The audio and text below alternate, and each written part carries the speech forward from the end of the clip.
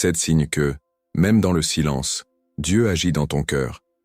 Il y a des saisons où tu pries, et rien ne semble bouger. Tu regardes autour de toi, tu écoutes, tu attends, et tout paraît silencieux. Pas de réponse claire, pas de porte qui s'ouvre, pas de soulagement immédiat. Seulement ce poids discret dans ton cœur, cette fatigue que tu n'arrives même plus à expliquer avec des mots. Et parfois, dans ce silence, une pensée vient te troubler. Seigneur, est-ce que tu m'as oublié? Est-ce que tu vois encore ma vie? Est-ce que tu agis vraiment, même maintenant? Mais Dieu te dit aujourd'hui, même quand tu ne m'entends pas comme avant, même quand tes yeux ne voient rien de nouveau, je ne suis pas absent. Je travaille dans les profondeurs que tu ne peux pas encore mesurer. Dans l'Écriture, Dieu agit souvent dans le secret avant d'agir au grand jour. Il façonne avant de révéler. Il prépare avant d'ouvrir. Il fortifie avant d'envoyer. Et ce que ton cœur appelle silence n'est pas toujours une absence. Parfois, c'est un lieu sacré où Dieu purifie, réaligne, guérit et restaure en toi ce qui devait l'être avant la suite. Alors reste avec moi jusqu'au bout, parce que dans ces instants, nous allons reconnaître ensemble les signes doux, profonds, parfois discrets, qui montrent que Dieu est déjà en train d'agir dans ton cœur. Et à la fin, je veux aussi prier avec toi, d'une manière simple et profonde, pour que tu retrouves la paix, le discernement et la force de continuer. Si ces mots résonnent déjà en toi, abonne-toi et écris en commentaire ce mot tout simple. Je crois encore. Dis-moi aussi, dans le secret de ton âme, est-ce que tu traverses en ce moment une saison de silence? Dans la Bible, il y a eu tant de moments où Dieu semblait silencieux, alors qu'en réalité il préparait quelque chose de profond. Joseph a connu le puits, l'injustice et les années cachées avant de voir la main de Dieu se révéler. David a été oint bien avant de monter sur le trône, et entre l'appel et l'accomplissement, il y a eu des grottes, des larmes et l'attente. Même Jésus, avant certains grands tournants, se retirait dans le silence, dans la solitude, dans la prière. Dieu agit souvent ainsi. Il ne fait pas toujours du bruit quand il transforme une vie. Il travaille en profondeur. Il touche d'abord les racines. Il répare ce que personne ne voit. Comme il est écrit, Dieu te donne non pas un esprit de peur, mais de force, d'amour et de sagesse intérieure. Référence. 2 Timothée 1,7. Et l'un des premiers signes que Dieu agit dans ton cœur, même dans le silence, c'est celui-ci. Tu ne te sens plus à l'aise avec ce qui t'éloignait de Dieu. Il y a quelque chose d'étrange qui commence à se passer en toi quand Dieu agit dans ton cœur même en silence. Ce n'est pas toujours spectaculaire. Ce n'est pas forcément une émotion forte. Parfois, c'est presque imperceptible. Mais tu remarques que certaines choses qui, avant, occupaient ton esprit, nourrissaient tes journées ou anesthésiaient tes blessures, ne te laisseront plus en paix de la même manière. Tu essaies peut-être encore de revenir vers certaines habitudes, certaines distractions, certaines compensations, certains attachements, mais au fond de toi, quelque chose a changé. Ce qui te calmait un instant te paraît maintenant vide. Ce qui te faisait oublier ta douleur te laisse plus fatigué encore. Ce qui semblait te remplir révèle soudain son incapacité à toucher vraiment ton âme. Et cette gêne intérieure, ce malaise discret, n'est pas forcément un signe que tu vas mal. Très souvent, c'est le signe que Dieu est en train de réveiller ta sensibilité spirituelle. Quand le cœur commence à être visité par Dieu, il ne peut plus se reposer tranquillement dans ce qui l'éloigne de la vraie paix. Il y a une lumière douce qui entre, et cette lumière ne condamne pas, mais elle révèle. Elle te montre avec tendresse ce qui ne te nourrit plus, ce qui ne te protège pas, ce qui n'est plus fait pour la personne que tu deviens. Dieu ne fait pas cela pour t'humilier, il le fait pour te libérer. C'est ce qui arrivait au fils prodigue. Pendant un temps, il a cru que l'éloignement lui donnerait la liberté, la maîtrise, le soulagement. Mais lorsqu'il a touché le vide de ce chemin, quelque chose s'est réveillé en lui. Il s'est souvenu de la maison du Père. Il s'est souvenu qu'il existait un lieu de vérité, un lieu de pain, un lieu de dignité. Le manque qu'il ressentait n'était pas seulement matériel, c'était l'appel du retour. Référence, Luc 15. Il y a des saisons où Dieu permet justement que certaines illusions perdent leur goût, pour que ton âme cesse de s'accrocher à ce qui ne peut pas la sauver. Et cela peut être déstabilisant parce qu'au début, tu as l'impression de perdre tes repères. Ce qui te distrayait ne fonctionne plus. Ce qui t'occupait ne suffit plus. Ce qui t'éloignait ne te satisfait plus. Mais en réalité, tu n'es pas en train de tout perdre. Tu es en train d'être réorienté. Peut-être que tu te demandes pourquoi tu ressens maintenant une forme de tristesse après certaines conversations, certaines décisions, certains lieux ou certaines habitudes. Pourquoi ton cœur devient lourd là où autrefois il se taisait? Pourquoi tu n'arrives plus à faire certaines choses avec la même tranquillité intérieure? Ce n'est pas forcément parce que tu es devenu fragile. C'est peut-être parce que Dieu t'a rendu plus vivant. Et quand Dieu te rend plus vivant, il rend aussi ta conscience plus fine. Il t'apprend à reconnaître ce qui dessèche ton âme et ce qui la rapproche de sa présence. Il met en toi une faim nouvelle, une soif plus pure, un désir moins bruyant, mais plus vrai. Tu ne sais pas toujours l'expliquer, mais tu sens que tu ne peux plus vivre seulement en surface. Alors aujourd'hui, ne méprise pas ce malaise intérieur. N'étouffe pas trop vite ce que Dieu est peut-être en train de te montrer. Assieds-toi un instant avec le Seigneur. Dis-lui avec simplicité: montre-moi ce qui m'éloigne de ta paix. Montre-moi ce qui prend ta place dans mon cœur. Et donne-moi la force de revenir à toi sans peur. Parce qu'un cœur qui ne trouve plus de repos dans ce qui l'éloignait de Dieu est souvent un cœur que Dieu est déjà en train de ramener à lui. Quand le monde perd un peu de son bruit, la voix de Dieu commence souvent à être entendue plus profondément. Tu ressens une faim nouvelle pour la paix, même si tu ne sais pas encore comment la trouver. Il y a un moment très particulier dans l'œuvre silencieuse de Dieu. Ce moment où ton cœur ne veut plus seulement être distrait, occupé ou soulagé à moitié. Il commence à chercher autre chose, quelque chose de plus profond, quelque chose de plus vrai. Tu ne sais pas toujours le nommer clairement, mais tu sens que ton âme réclame une paix que rien autour de toi ne semble pouvoir produire. Avant peut-être tu supportais mieux le bruit. Tu pouvais avancer mécaniquement, remplir tes journées, répondre à tout, courir d'une obligation à l'autre, et ne jamais vraiment t'arrêter devant l'état intérieur de ton cœur. Mais quand Dieu commence à agir en silence, il éveille en toi une sensibilité nouvelle. Tout à coup, tu ne veux plus seulement survivre, tu veux respirer. Tu veux retrouver un espace intérieur où ton âme n'est plus en guerre contre elle-même. Cette faim de paix n'est pas une faiblesse. Ce n'est pas un signe que tu deviens incapable de supporter la vie. C'est souvent le signe que Dieu te détache progressivement des faux appuis pour te conduire vers sa présence.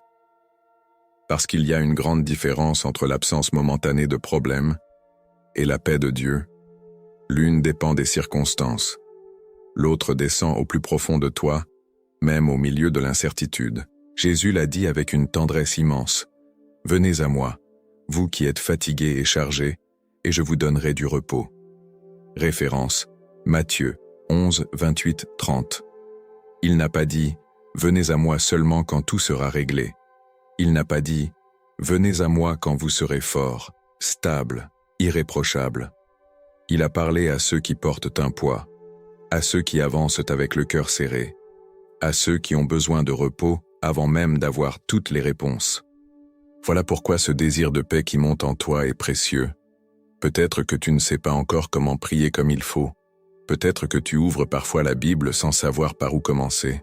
Peut-être que tu t'assieds en silence devant Dieu avec plus de soupirs que de mots. Et pourtant, quelque chose en toi dit « Je ne veux plus continuer comme avant. J'ai besoin de quelque chose que ce monde ne peut pas me donner. » C'est un signe, un vrai signe.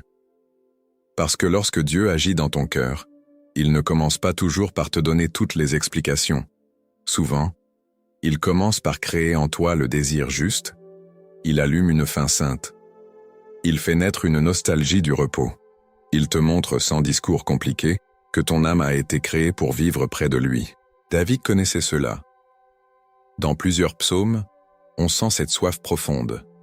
Non pas seulement la demande d'une solution extérieure, mais le besoin de Dieu lui-même. Comme une terre sèche, qui attend l'eau. Comme un cœur qui ne peut plus se contenter d'apparence. Référence, Psaume 63. Cette image est puissante parce qu'elle montre qu'un cœur assoiffé n'est pas abandonné. Il est en attente de la source. Et peut-être qu'en ce moment, ta vie ressemble à cela. Tu n'as pas encore retrouvé toute la clarté. Tu ne sais pas exactement comment sortir de ce que tu traverses. Il y a encore des peurs, des questions, des silences qui pèsent. Mais à l'intérieur, une direction se forme. Tu ne veux plus seulement aller mieux extérieurement. Tu veux être apaisé intérieurement. Tu veux une paix qui ne ment pas. Une paix qui reste. Une paix qui traverse même les nuits. Alors ne méprise pas cette faim. Ne la recouvre pas trop vite avec du bruit, des réponses rapides ou des distractions inutiles. Accueille-la comme un appel. Quand ton cœur commence à avoir faim de la paix de Dieu, ce n'est pas le vide qui parle le plus fort. C'est souvent le ciel qui attire doucement ton âme vers un lieu plus profond. Tu peux faire quelque chose de très simple aujourd'hui. Pas quelque chose de compliqué, pas une performance spirituelle, juste un geste intérieur vrai. Éloigne-toi quelques instants du bruit. Pose ta main sur ton cœur si tu le peux. Et dis au Seigneur, « Je ne sais pas encore tout comprendre, mais j'ai soif de ta paix. Apprends-moi à la recevoir. » Même une prière aussi courte peut ouvrir un espace immense dans l'âme, parce que Dieu ne méprise jamais un cœur qui commence à chercher le repos en lui. Il s'approche souvent très près de ceux qui n'ont plus envie de faire semblant. Et parfois, le signe suivant est encore plus bouleversant, parce qu'au milieu même de ta faiblesse, tu constates que quelque chose en toi résiste encore à l'abandon total. Malgré ta fatigue, quelque chose en toi refuse encore d'abandonner Dieu. Il existe une fatigue qui vide le corps, et une autre qui semble toucher jusqu'au fond de l'âme. Peut-être que tu connais cela en ce moment. Tu avances, mais avec lenteur. Tu pries, mais parfois avec des mots cassés. Tu essaies de garder la foi, mais certains jours tout semble lourd. Même les choses simples paraissent demander un effort immense. Et pourtant, au milieu de cette usure intérieure, il y a un mystère. Tu n'as pas complètement lâché la main de Dieu. Tu as peut-être douté. Tu as peut-être pleuré en silence. Tu as peut-être connu des nuits de confusion, des jours sans élan, des moments où tu ne comprenais ni ce que Dieu faisait, ni pourquoi il tardait. Mais malgré tout cela, il y a encore en toi une petite flamme. Elle n'est pas bruyante, elle n'est pas triomphante, elle n'impressionne personne, mais elle est là. Et le simple fait qu'elle soit encore là est déjà un signe profond que Dieu agit dans ton cœur. Parce que quand tout repose uniquement sur l'émotion, il suffit d'un vent contraire pour que tout s'effondre. Mais quand Dieu travaille en profondeur, il produit autre chose qu'un enthousiasme passager. Il fait naître une persévérance secrète, une fidélité qui ne dépend pas seulement de ce que tu ressens, une adhésion du cœur qui demeure, même lorsque tes forces diminuent. C'est souvent dans les saisons les plus silencieuses que cette fidélité cachée se révèle. Tu ne cours plus comme avant. Tu n'as peut-être plus les grandes paroles, ni les grandes certitudes, mais tu reviens encore à Dieu, même blessé, même fatigué, même sans tout comprendre. Il y a encore en toi ce mouvement intérieur qui dit « Seigneur, je ne veux pas partir loin de toi ». Et cette phrase, même si tu la murmures avec des larmes, a une immense valeur dans le ciel. Pierre a connu un moment semblable. Beaucoup étaient troublés, beaucoup se détournaient, beaucoup ne comprenaient plus certaines paroles de Jésus. Et pourtant, quand Jésus a demandé s'ils voulaient partir eux aussi, Pierre a répondu en substance « À qui irions-nous ? Tu as les paroles de la vie. » Référence, Jean 6, 68. Ce n'était pas la déclaration d'un homme qui comprenait tout parfaitement. C'était la parole d'un cœur qui avait reconnu une vérité plus profonde que sa confusion du moment. Peut-être que toi aussi tu traverses une saison où tu n'as pas toutes les réponses, mais tu sais au fond de toi que retourner entièrement au vide n'est plus possible.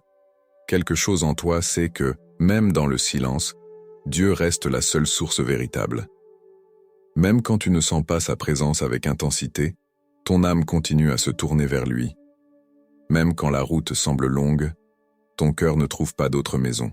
Et cela, il ne faut pas le minimiser. Beaucoup de personnes pensent que la preuve de la présence de Dieu, c'est toujours une émotion forte, une porte ouverte, une évidence immédiate. Mais parfois, le signe le plus pur de son œuvre, c'est cette résistance intérieure à l'éloignement. Tu es fatigué, oui. Tu es peut-être découragé par moments, mais tu n'es pas devenu indifférent à Dieu. Ton cœur lutte encore pour rester tourné vers lui, et cette lutte elle-même révèle qu'il te tient plus fort que tu ne l'imagines. Ésaïe rappelle que ceux qui se confient en Dieu renouvellent leur force. Référence. Ésaïe 40, 31. Remarque bien, il ne dit pas que ceux qui se confient en Dieu ne se fatiguent jamais. Il parle d'un renouvellement. Cela veut dire qu'il existe des moments de faiblesse réelle, de lassitude profonde, de souffle court. Mais cela ne signifie pas que tout est fini. Là où tu crois parfois ne plus avoir que des restes, Dieu peut encore faire naître une force nouvelle, discrète mais réelle. Et souvent, cette force commence justement ainsi. Tu continues. Tu reviens encore. Tu pries encore. Tu écoutes encore. Tu espères encore un peu. Pas parce que tout va bien, mais parce que Dieu a planté en toi quelque chose que l'épreuve n'a pas réussi à détruire. Alors aujourd'hui, ne te juge pas trop vite parce que tu es fatigué. Ne confonds pas fatigue et absence de foi. Ne crois pas que tes larmes annulent l'œuvre de Dieu. Ne crois pas que ton manque d'énergie signifie que le ciel s'est éloigné. Un cœur peut être épuisé, et pourtant profondément visité par Dieu. Une âme peut trembler, et pourtant rester entre ses mains. Prends un instant pour dire simplement « Seigneur, je suis fatigué, mais je suis encore là. Je n'ai pas tout ce qu'il faut, mais je tourne encore mon cœur vers toi. Garde-moi près de toi. » Cette prière est plus puissante que tu ne le penses, parce que Dieu entend avec une tendresse particulière les voix faibles qui continuent de l'appeler. Quand tu n'as presque plus de force, mais que tu cherches encore Dieu, ce n'est pas la preuve qu'il t'a abandonné. C'est souvent la preuve qu'il te soutient déjà dans l'invisible. Et puis, il y a un autre signe encore plus subtil, un signe qui apparaît quand Dieu commence à réorganiser ton monde intérieur avant même de changer ce qui t'entoure. Tu commences à voir autrement ce que tu ne peux pas encore changer. Quand Dieu agit dans ton cœur, il ne change pas toujours tout autour de toi immédiatement. Parfois, la porte reste encore fermée. La réponse tarde.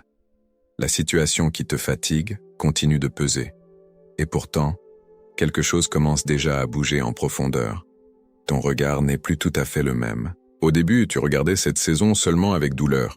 Tu voyais un blocage, une attente, une perte, une confusion. Tu voyais ce qui manque, ce qui tarde, ce qui blesse. Et c'était réel. Dieu ne te demande pas de nier cela. Il ne te demande pas de faire semblant que tout va bien. Mais lorsqu'il commence à travailler en silence, il fait naître en toi une autre manière de traverser ce que tu ne peux pas encore résoudre. Tu n'es pas encore sorti de l'épreuve, mais elle ne te définit plus entièrement. Tu souffres encore, mais tu commences à comprendre que cette douleur n'a pas le droit de parler à la place de Dieu. Tu attends encore, mais tu sens parfois qu'il existe une paix possible même avant la réponse. Et cette transformation intérieure est un signe très fort. Joseph a connu cela. Pendant des années, son histoire semblait ne raconter que l'injustice, l'oubli et la prison intérieure. Mais au temps juste, Dieu lui a montré qu'aucune de ces saisons n'avait été vide. Référence, Genèse 50, 20. Ce que Joseph ne pouvait pas changer immédiatement, Dieu l'utilisait déjà pour former en lui une profondeur, une maturité, une capacité à porter la suite. C'est souvent ainsi avec toi. Tu voudrais peut-être que Dieu change d'abord la situation, mais très souvent, avant de transformer le décor, il fortifie le regard. Il apprend à ton cœur à ne plus interpréter chaque retard comme un rejet. Il t'enseigne à ne plus appeler fin ce qui n'est peut-être qu'un passage. Il te montre que même dans l'attente, ta vie continue d'être portée. Ce regard nouveau ne nie pas la réalité. Il l'habite autrement. Il te permet de respirer au milieu de ce que tu n'aurais jamais choisi. Il te permet de ne plus être totalement dominé par ce que tu ne contrôles pas. Et cela change beaucoup de choses. Parce qu'un cœur qui reçoit le regard de Dieu ne traverse plus l'épreuve comme un lieu vide.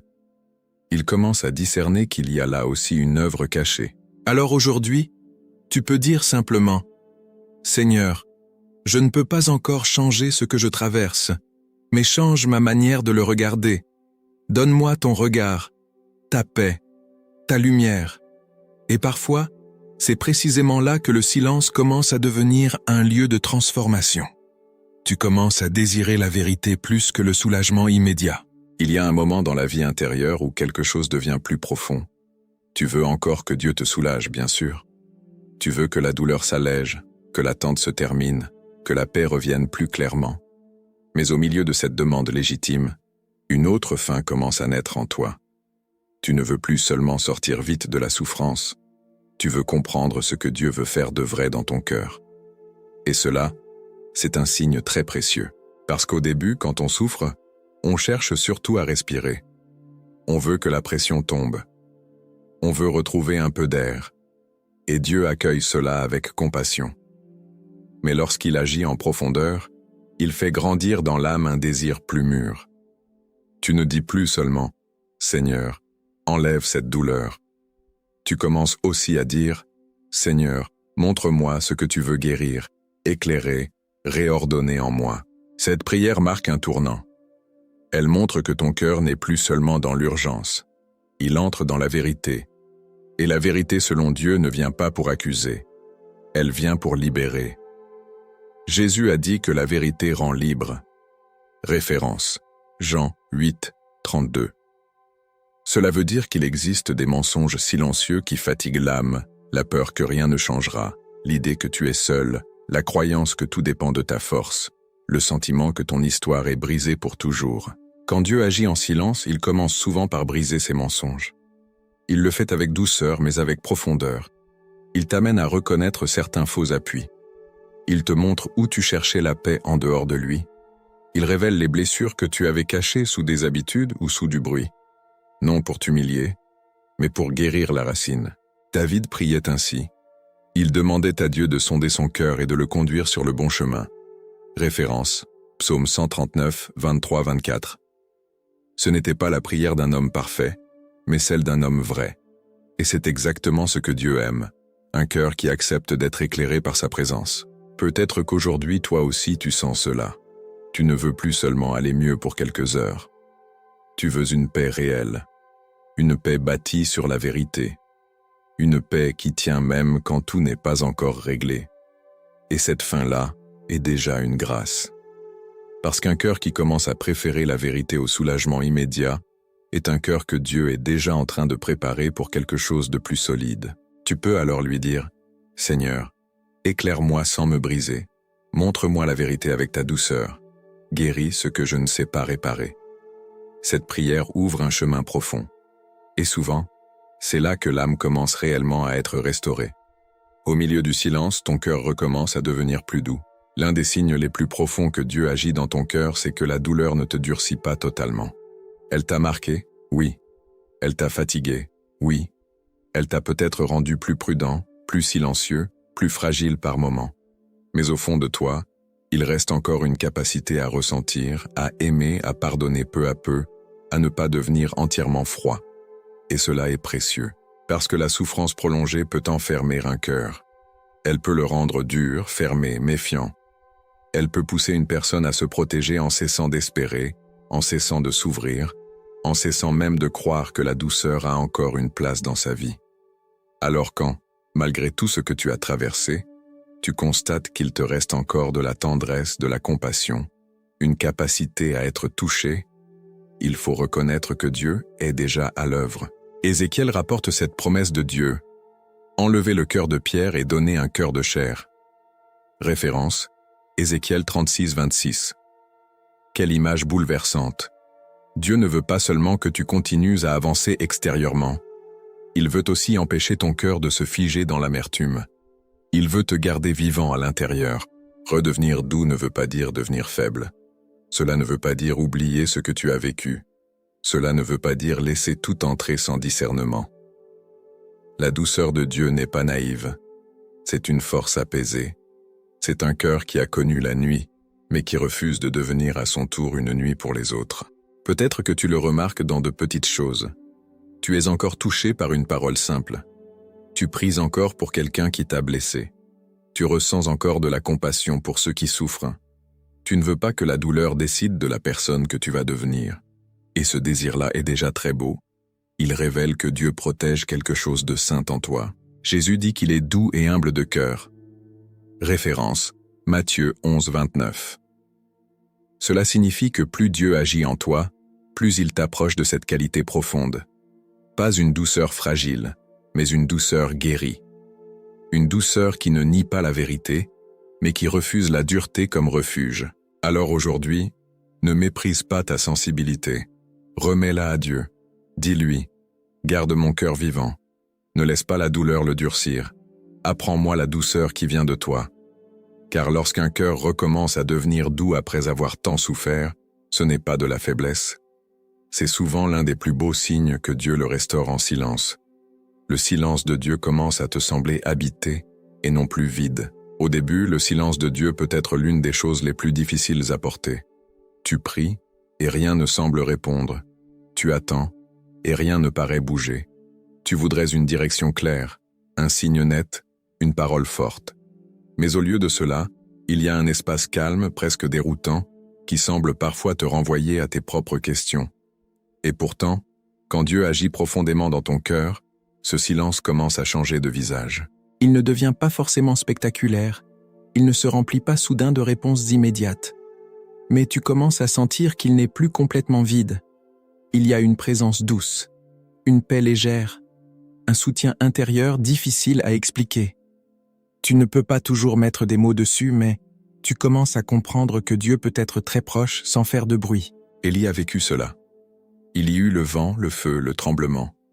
Mais Dieu s'est manifesté dans un murmure doux et subtil. Référence 1 Roi 19, 11, 12. Cette scène révèle quelque chose de très important. Dieu n'est pas absent parce qu'il n'est pas spectaculaire.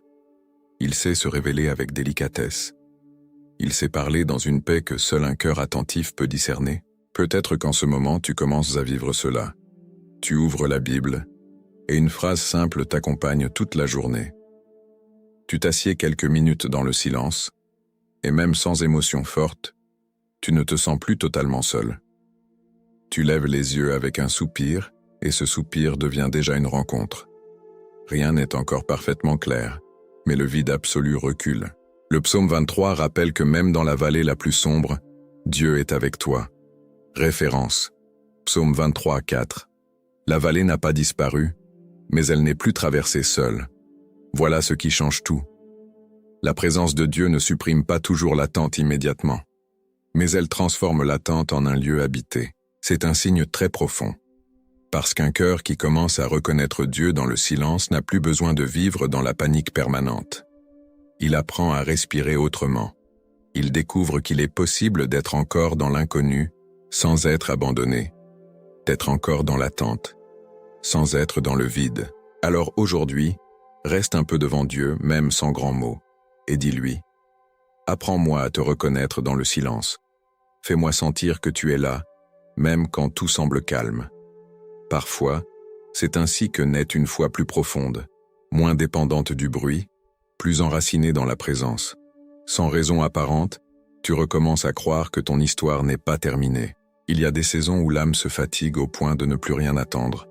Pas forcément parce qu'elle a cessé d'aimer Dieu, mais parce qu'elle a trop porté, trop attendu, trop espéré sans voir. Alors peu à peu, le cœur réduit son horizon. Il n'ose plus croire à une suite. Il ne parle plus d'avenir avec la même lumière. Il se contente de survivre. Et puis, sans explication logique suffisante, quelque chose commence à renaître. Ce n'est pas encore une certitude éclatante. Ce n'est pas une victoire visible. Les circonstances n'ont pas forcément changé, mais dans un endroit profond de ton âme, une pensée revient doucement. Peut-être que Dieu n'a pas fini avec moi. Peut-être qu'il existe encore une suite. Peut-être que cette saison n'est pas le dernier mot. Et cette petite reprise d'espérance est un signe immense, parce qu'un cœur réellement épuisé ne fabrique pas facilement l'espérance. Quand elle revient, même fragile, c'est souvent que Dieu souffle déjà à nouveau sur la flamme intérieure. C'est lui qui rouvre l'horizon. C'est lui qui empêche l'obscurité de se présenter comme une conclusion définitive. Les disciples sur le chemin d'Emmaüs croyaient que tout était terminé. Leur espérance semblait enterrée dans leur déception. Et pourtant, Jésus marchait déjà avec eux, même quand ils ne le reconnaissaient pas encore. Référence, Luc 24. Quelle image forte. Ce qu'ils prenaient pour une fin était en réalité un passage vers une révélation plus profonde. Peut-être que toi aussi tu recommences à sentir cela. Tu pries avec un peu plus d'ouverture. Tu envisages qu'une restauration reste possible. Tu sens qu'une lumière pourrait encore entrer. Tu n'as pas toutes les preuves, mais ton cœur n'est plus entièrement enfermé dans le désespoir. Et cela, il faut l'accueillir avec reconnaissance. Ésaïe parle d'un chemin dans le désert et d'un fleuve dans les lieux arides. Référence: Ésaïe 43, 19. Dieu ne parle pas seulement aux jardins déjà fertiles. Il parle aussi aux terres fatiguées. Il annonce son œuvre là où, humainement, on n'attend plus grand-chose. C'est exactement pour cela que l'espérance qui renaît en toi a tant de valeur. Alors ne méprise pas cette petite flamme. Même si elle tremble encore, même si elle n'est pas constante chaque jour, même si elle te semble fragile, confie-la à Dieu. Dis-lui: Seigneur, merci parce que mon histoire n'est pas terminée entre tes mains. Garde vivante en moi l'espérance que tu es encore en train d'écrire. Parce que lorsqu'un cœur recommence à croire que son histoire n'est pas finie, même sans raison apparente, c'est souvent le signe que Dieu a déjà commencé à rouvrir le ciel à l'intérieur de lui. Peut-être qu'en écoutant ces signes, tu as reconnu quelque chose de ton propre chemin. Pas un grand bouleversement extérieur, pas une réponse immédiate à tout, mais des traces discrètes, profondes, réelles, une fin nouvelle pour la paix, un regard qui change, une vérité qui t'attire davantage, une douceur qui revient, un silence qui ne semble plus totalement vide, et cette petite espérance qui recommence à respirer en toi. Alors comprends ceci. Si Dieu a commencé ce travail dans ton cœur, ce n'est pas pour t'abandonner au milieu du chemin. Ce qu'il commence dans le secret, il sait aussi le soutenir avec fidélité. Comme une lampe presque éteinte qu'une main patiente vient relever, nettoyer, raviver, ton cœur n'est pas oublié. Dieu sait ranimer ce qui semblait faible. Il sait garder vivant ce qui tremble encore. Il sait faire grandir en silence une lumière que personne ne voit encore clairement, mais qui est déjà là. Voilà la vérité à garder aujourd'hui. Le silence de Dieu n'est pas un vide. C'est souvent un atelier. C'est là qu'il fortifie ta foi, qu'il purifie tes désirs, qu'il guérit ton regard, qu'il t'apprend à lui faire confiance plus profondément. Et pendant que tu pensais peut-être ne rien vivre d'important, Dieu travaillait déjà dans la partie la plus précieuse de ta vie, ton cœur. Alors fais cela aujourd'hui avec simplicité. Ne fuis pas sa présence. Ne méprise pas les petits commencements. Ne laisse pas la peur interpréter à ta place ce que Dieu est en train de former. Reviens à lui tel que tu es. Ouvre-lui ton cœur sans masque. Et redis-lui doucement: Seigneur, achève en moi ce que tu as commencé. Prions ensemble. Seigneur, merci parce que tu agis encore, même dans le silence. Merci parce que tu n'as pas quitté mon cœur dans ses luttes, dans ses questions, dans ses fatigues. Je te remets ce que je porte aujourd'hui. Mes peurs, mes attentes, mes blessures, mon besoin de comprendre. Mets ta paix dans mon esprit. Mets ta lumière dans mon cœur. Donne-moi de reconnaître ta présence même quand tout semble calme. Guéris ce qui est fatigué en moi. Fortifie ce qui est fragile, et garde vivante cette espérance que tu n'as pas fini d'écrire mon histoire. Au nom de Jésus, Amen. Abonne-toi, aime et partage ce message avec quelqu'un qui a besoin de paix aujourd'hui. Et écris en commentaire cette phrase: Seigneur, tu agis encore dans mon cœur.